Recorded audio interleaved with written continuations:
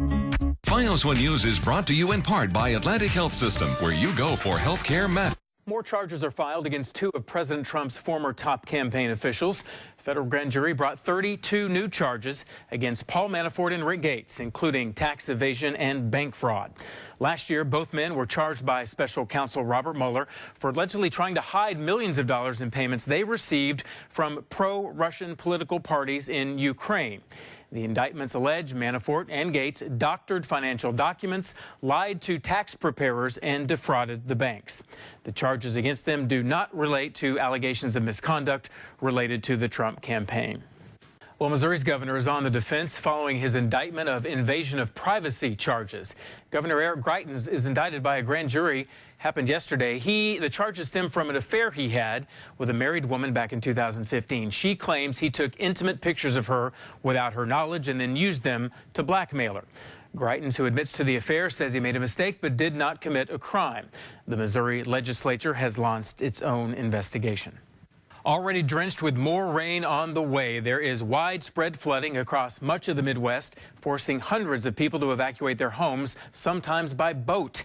Animals are in trouble, too. Horses in Indiana were led through neck-deep water to safety, and much of Michigan State University's campus is completely submerged. In Wisconsin, crews are chipping away at massive ice jams clogging the rivers. And all the way down in Texas, many homes are flooded up to their doorsteps. Well, Google is facing a lawsuit filed by a former employee over diversity. A transgender software developer says he was fired after speaking up about online bullying he had experienced at Google and after complaining about discrimination, harassment, and white supremacy. He wrote about his experiences on Google's internal messaging board.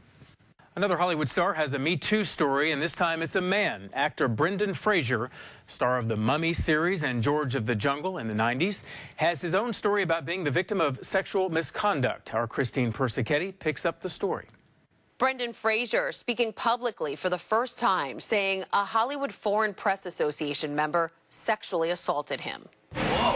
Fraser, the star of Encino Man, Mummies, and George of the Jungle, was one of the hottest actors of the late 90s and early 2000s. But his career came crashing to a halt. Fraser opening up to GQ, explaining in part why he disappeared, saying, "I became depressed," after he alleges Philip Burke, the former president of the Hollywood Foreign Press Association, inappropriately touched him, saying, "It made me retreat. It made me feel reclusive." Fraser says Burke grabbed him inappropriately in 2003 at a lunch at the Beverly Hills Hotel. Fraser saying he was overcome with panic and fear. "I felt ill. I felt like a little kid. I felt like there was a ball in my throat. I thought I was going to cry." He ascribes this, along with other personal issues, his mother dying and getting a divorce, with why he sort of vanished for the past 15 years. Burke saying Mr. Fraser's version is a total fabrication, but did write a letter apologizing. "My apology admitted no wrongdoing. The usual, if I've done anything that upset Mr. Fraser, it was not intended, and I apologize." But he has treated it like a joke. He insists it wasn't very important. He didn't mean to do it. He actually wrote about it in his memoirs. What pushed him to come forward now? Watching the Golden Globes this year as he looked at all the men and women dressed in black standing in solidarity with the Time's Up movement. Fraser saying at the time he didn't have the courage to speak up. "Am I still frightened? Absolutely. Do I feel like I need to say something? Absolutely. Have I wanted to? Many, many times. Absolutely." Christine Persichetti, FiOS One News. Well, inmates at one of America's toughest prisons will have a part in Billy Graham's burial.